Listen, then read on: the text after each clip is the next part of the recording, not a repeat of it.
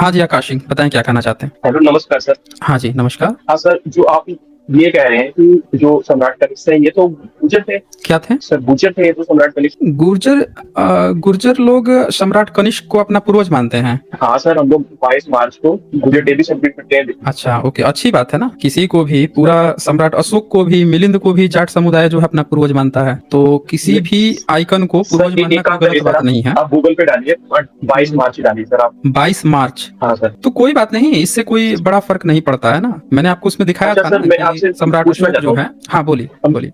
जैसे हम तो वेस्ट के हैं, वेस्ट यूपी के।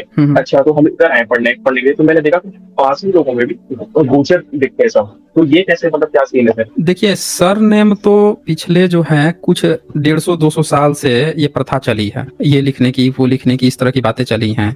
नहीं तो उसके पहले जो है ये भी नहीं था कि कोई भी समुदाय जो है सरनेम लिखता था। सरनेम जो है ये ब्राह्मणिकल सिस्टम मनुस्मृति में लिखते हैं ना, इसका नाम ये होना चाहिए, वो होना चाहिए, अशूद्र का नाम निंदा युक्त होना चाहिए। अब बताइए, कोई शूद्र, कोई व्यक्ति जो है अपने बेटे का नाम निंदा युक्त रखेगा? कोई भी व्यक्ति जिसको कोई दूसरा कोई शूद्र कह रहा हो तो वो मनुस्मृति का पालन करते हुए अपने बेटे का नाम निंदा युक्त रखेगा? नहीं रखेगा ना। अब बता दीजिए अच्छा कि सर, जो जैसे जाट हमने गुज्जर देखा कि हैं इनको जो ब्राह्मणी व्यवस्था में, हाँ सुन लीजिए, जैसे जाट गुज्जर हो गए, इनको ब्राह्मणी व्यवस्था में किस कैटेगरी में रखा गया, वर्ण व्यवस्था के किस भाग में रखा गया है? सर क्षत्रिय में। अगर क्षत्रिय में रखा गया है तो इनका यज्ञोपवीत होता है, वैदिक शिक्षाकरण होता है इनका, सोचिए। नहीं सर, ये तो नहीं होता। नहीं होता है तो कैसे होंगे?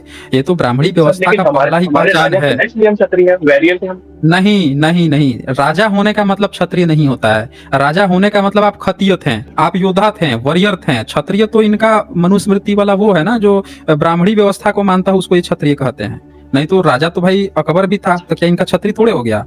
राजा तो चंगेज खान भी था, तो इनका क्षत्रिय थोड़े हो गया? राजा तो विदेशों के इतने सारे किंगडम हुए हैं, सिकंदर भी राजा था, इनका क्षत्रिय थोड़े था? ये क्षत्रिय उसको कहते हैं जो इनकी मनुस्मृति का पालन करता हो और इनकी वर्ण व्यवस्था का जो हिस्सा हो, जिसका यज्ञोपवीत होता हो, जो 10 साल के ब्राह्मण को 100 साल का बूढ़ा हो जाने पर भी अपना बाप मानता हो, वो इनका क्षत्रिय है। तो आपको, आप ये सोच रहे हैं कि आप अपने को राजा है इसीलिए क्षत्रिय, नहीं, वो शब्द इस्तेमाल, आप खतीय है ना, आप योद्धा, वॉरियर क्लास कह सकते हैं कि हम वॉरियर क्लास के लोग हैं।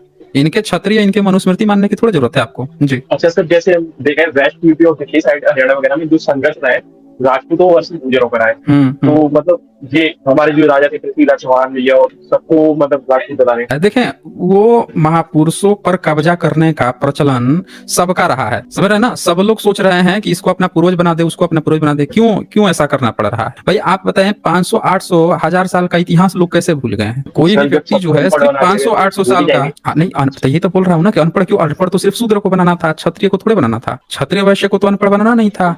ये लोग कैसे भूल गए? तो इन्होंने तो राजपूत तक को भी कहा ना कि ये भी शूद्र हैं। ये तो राजपूत लोग भी गए हैं, कोर्ट में गए हैं, ये भी लड़ाइयां लड़े हैं, लंबी लड़ाइयां, कि नहीं हम शूद्र नहीं है, हम राजपूत हैं, हम अपर कास्ट हैं, अपर कास्ट हैं। ये तो लड़ाइयां लड़े हैं इन्होंने। तो अच्छा सर, एक बात ब्राह्मणिकल, हमेशा संघर्ष हाँ बोलिए।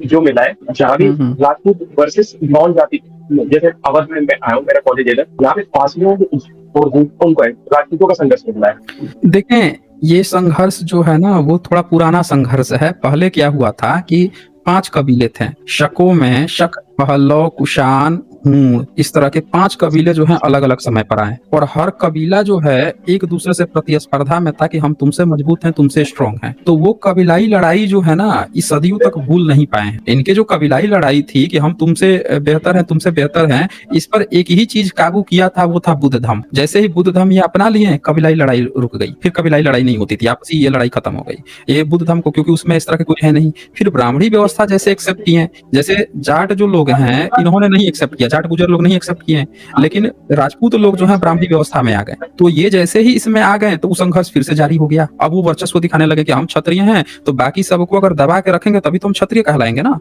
आपको क्षत्रिय कहलाने का क्या मतलब है? कि मनुस्मृति को पालन करना, जिसमें शूद्र को मार दो, राम जो है समूह की हत्या कर दे रहा है, फिर आप देखो कि एकलव्य का अंगूठा काटा जा रहा है, तो शूद्र पर ये करो, अत्याचार करो, उसका जीव काटो, ये सब काम कौन करेगा? तो राजपूतों ने ऐसा दिखाने का प्रयास किया कि हम जो है ब्राह्मणी व्यवस्था में आ गए हैं, तो तभी हम इसकी बात को अपमानेंगे, हम किसी को दबाते हैं, कुचलते हैं। तो संघर्ष इसलिए बढ़ा ब्राह्मणी व्यवस्था के कारण। नहीं तो जब सब लोग बुद्ध धर्म को अपना लिए थे तो संघर्ष खत्म हो गया था ना। बुद्ध धर्म तो ऐसा चीज है कि अच्छे से अच्छा उसमें तो दिखाया गया है कि जानवर तक का अहंकार खत्म कर दिया उन्होंने। बहुत सारे बंदरों की कहानी आती है। तो अच्छा वो चीज है ना। थैंक यू, आप जो स्ट्रीम कर रहे हैं बहुत अच्छी है, आप जो काम कर रहे हैं, तो मैं चाहता हूँ हमारे भी स्ट्रीम करें आप, ताकि जो गाँव में लोग हैं उनके पास तक ये पहुंचे, ये चीजें पहुंच ही नहीं पा रही थी। हाँ हाँ, लोगों तक असली और पहली बार सर एक और है सर, ये लोग सुनना भी नहीं चाह रहे लोग। देखें, लोगों को क्यों लोग सुनेंगे? अपना इतिहास जान लेंगे तो जातिवाद खत्म नहीं हो जाएगा। अपना इतिहास जान लेंगे, एक व्यक्ति जो है, जो जातीय अहंकार में घूम रहा है, उसको उसकी सच्चाई पता चल गई कि यार इससे ना फायदा है ना कुछ है, इससे तो हमारा देश गर्त में जा रहा है, हम अपने को बेवकूफ बना रहे हैं, तो वो इस सच्चाई को स्वीकार क्यों करेगा?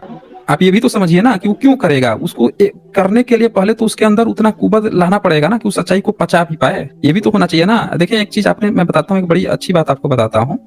एक बड़ा अच्छा सा एक डायलॉग है कि कोई भी व्यक्ति किसी को तभी पढ़ा सकता है जब स्टूडेंट तैयार हो। समझ रहे ना? आपने बुद्धिस्ट की जातक कथाएं पढ़ेंगे, त्रिपिटक की कथाएं पढ़ेंगे, तो उसमें बार बार एक बात आएगा कि कई बार कई लोग पहुंच जाते थे बुद्ध के पास, कहते थे कि मुझे ना इस चीज की दीक्षा दे दीजिए, आप मेरे घर पधारिए खाने के लिए, आप मुझे ये दीक्षा दीजिए, ये बता दीजिए। तो कई बार मोंग लोग उनको टरका देते थे, कहते थे जाइए 1 हफ्ता बाद आइए, 2 हफ्ता बाद आइए, 3 हफ्ता बाद आइए, फिर दोबारा गया, 3 बार गया, फिर लौटा देते थे। वो चेक करते थे कि ये रेडी है भी कि नहीं है। समझ रहे ना? और जिस दिन वो पहचान लेते थे कि अब ये रेडी है, तब उसको शिक्षा देते थे, उसको समझ में भी आ जाता था। मतलब आप किसी को फ्री फंड में खूब मेहनत करके आपने रात भर पढ़ाई की, 2 रात पढ़ाई की, सालों सालों पढ़ाई करते रहे, आपने तमाम बुक जो है खंगाल डाला, खंगा कर आपने कुछ रिसर्च की, कर और के एक नई चीज आपने लोगों के सामने प्रेजेंट करनी चाहिए। लोग क्यों सुनेंगे? उनको आपके मेहनत से क्या मतलब है? वो क्यों चीज जानना चाहेंगे? वो जैसा चल रहा है वैसा। ये तो न्यूटन का भी नियम है ना, फर्स्ट लॉ, कि जब तक बाहर से कोई फोर्स नहीं लगता है तब तक जो वस्तु जैसी है वैसी चलती रहेगी। उसको क्या मतलब है? पर जिस दिन वो चाहने लगे कि अब हमको इतिहास जानना है,